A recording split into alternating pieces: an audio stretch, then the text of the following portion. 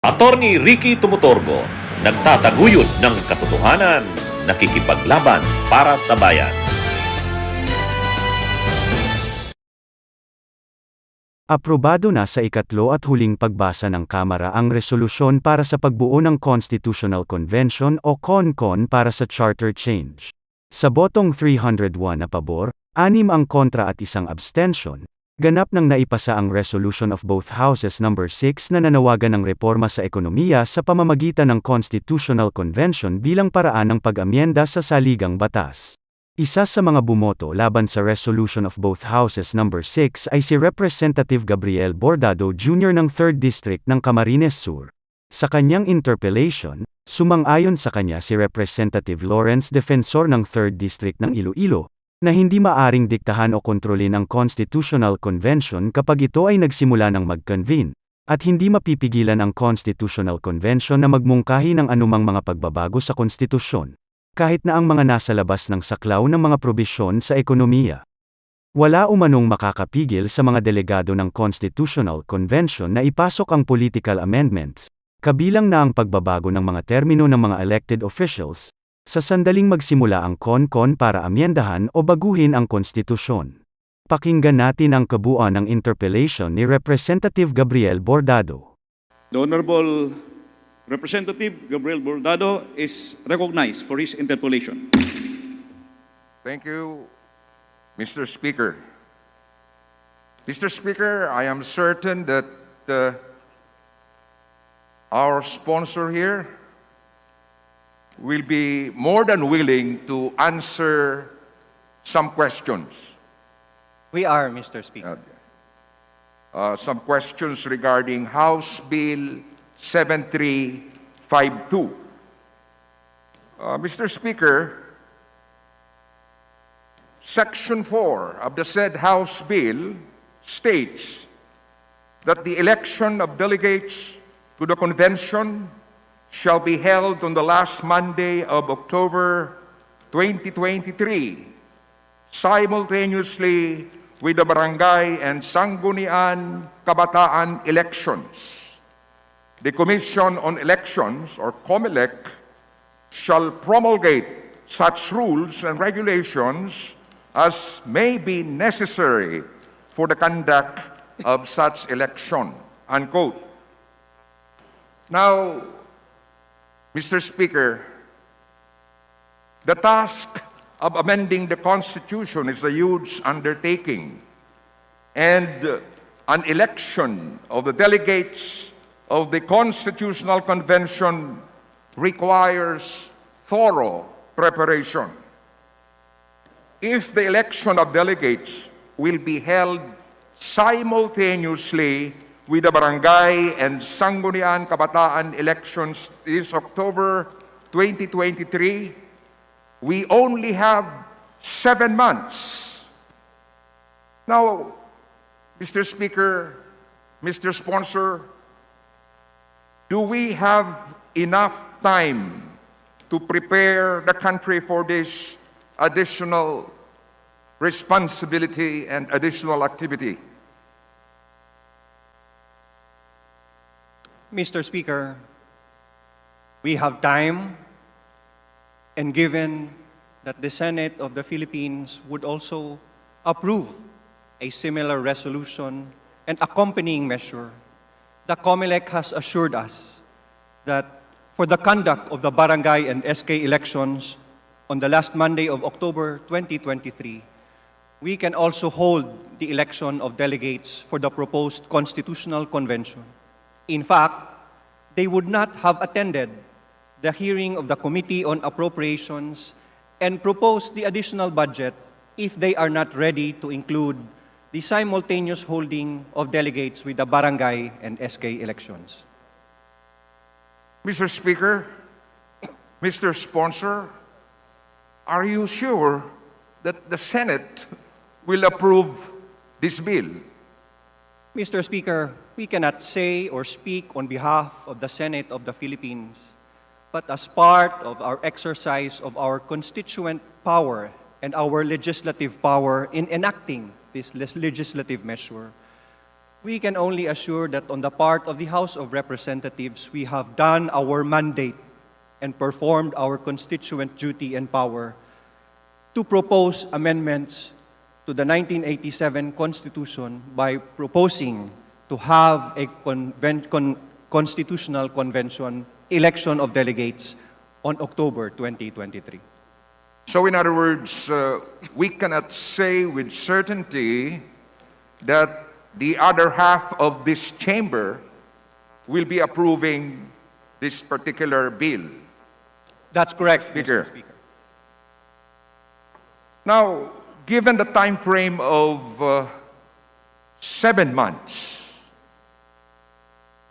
do you think this is enough for the proper evaluation of the candidates for constitutional convention?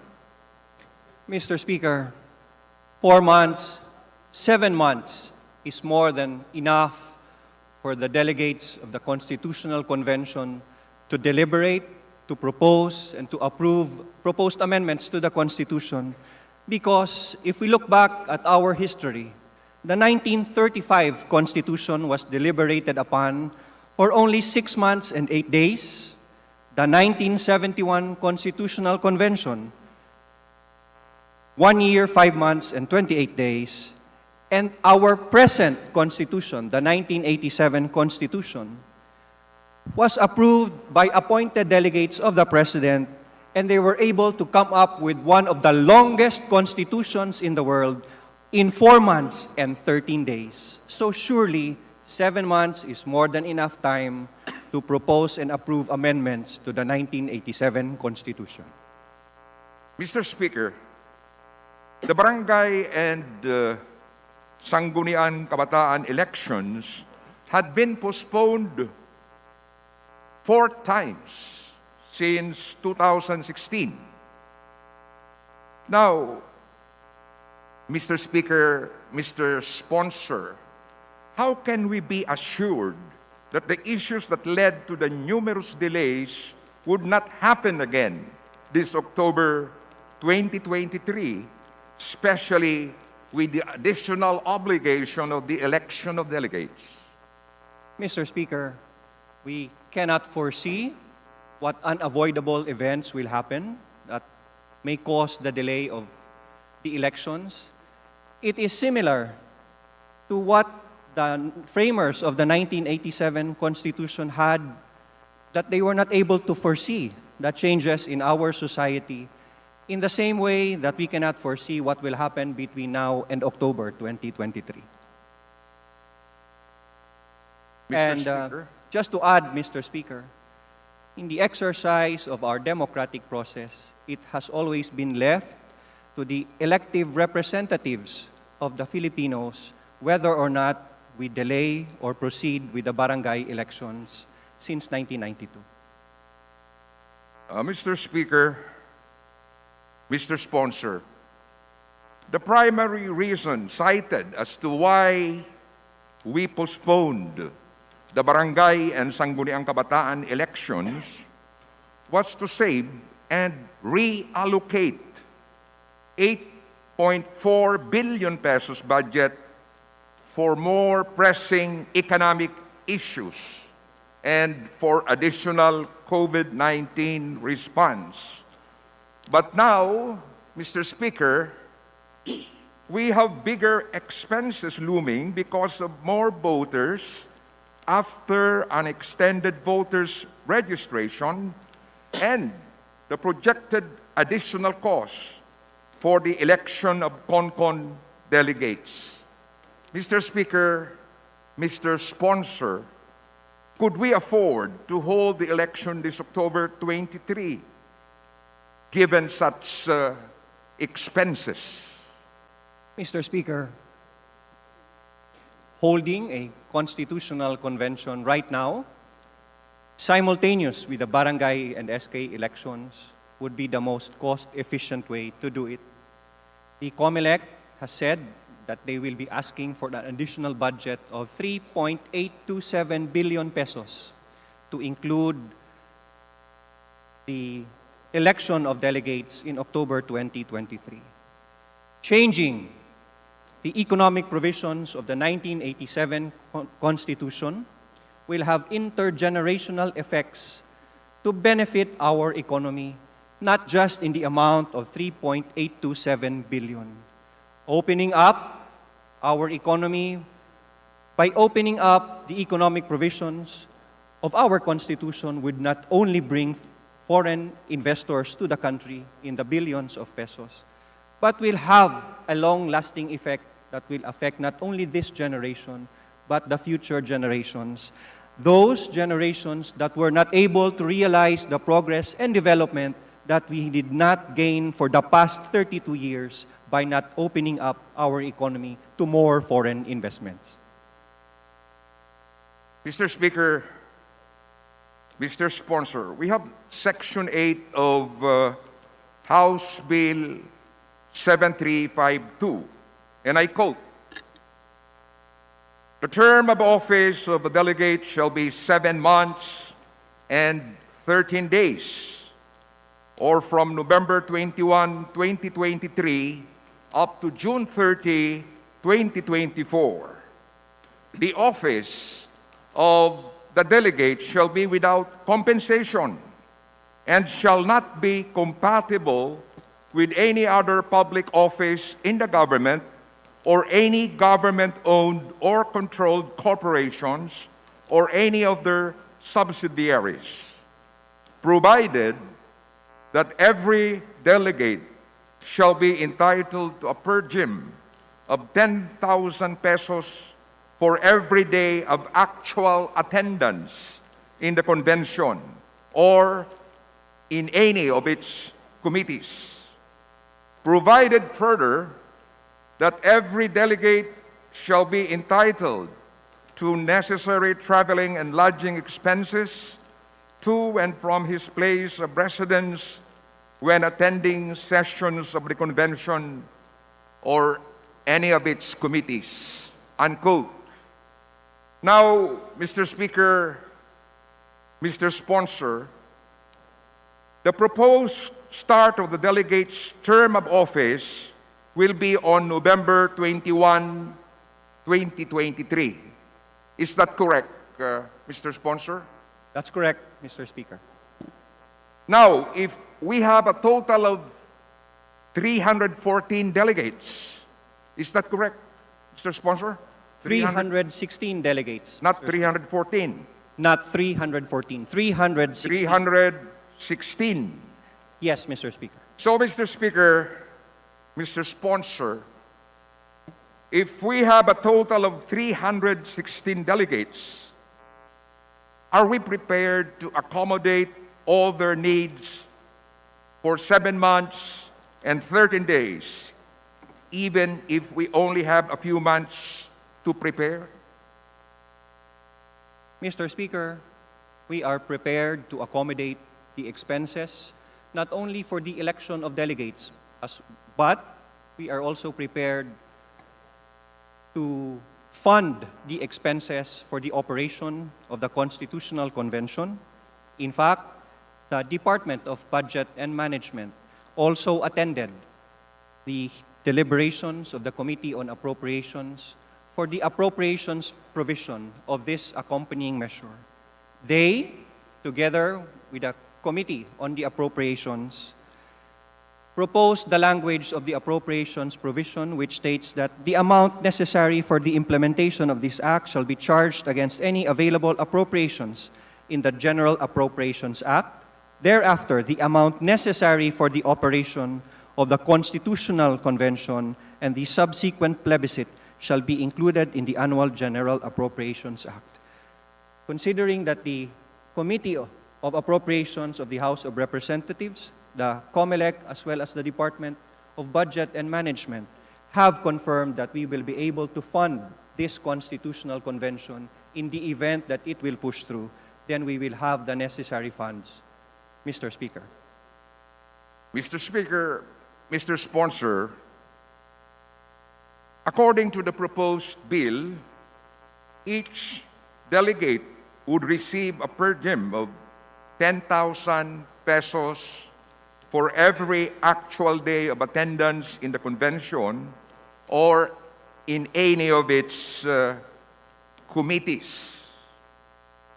Each delegate is also entitled to necessary traveling and lodging expenses when attending sessions of the convention or any of its committees. It appears, Mr. Speaker, that this huge expense is a contradiction of all the budget cuts we impose this year, especially for programs that could have provided immediate aid to the Filipinos.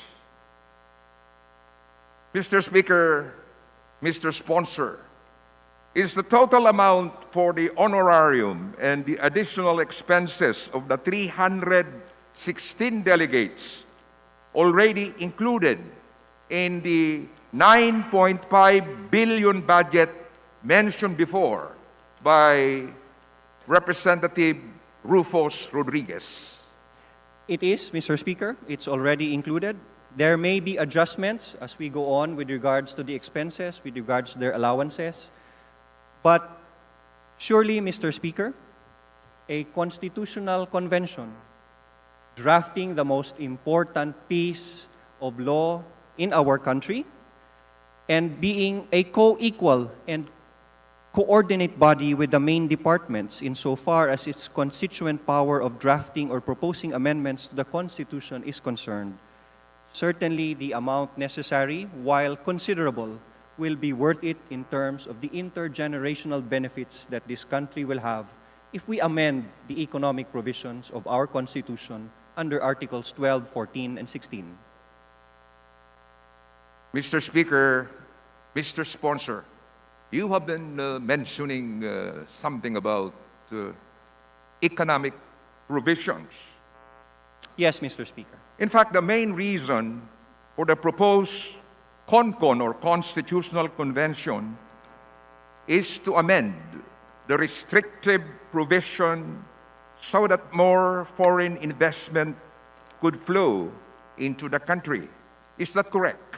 That's correct, Mr. Speaker. Mr. Sponsor. We confirm, Mr. Speaker. But admittedly, Mr. Speaker, Mr. Sponsor, we cannot stop the Constitutional Convention from proposing any amendment to the Constitution, even those outside the scope of the economic provisions. Do you agree, Mr. Sponsor? We agree, Mr. Speaker, that we cannot dictate or control the Constitutional Convention once it is convened. However, I wish to stress that it is significant to note that in our resolution calling for a Constitutional Convention, we specify that it is the thrust of the House of Representatives in the exercise of its constituent power that only the economic provisions of the 1987 Convention will be amended, because as early as last term, we passed a resolution of both Houses number 2 calling for a Constituent Assembly, which the Senate did not act upon and did not gain public trust. Now we are back in this discussion and we are opening the doors to a more democratic process by calling for a Constitutional Convention with the sole purpose on the part of the House of Representatives to amend only the economic provisions of the Constitution.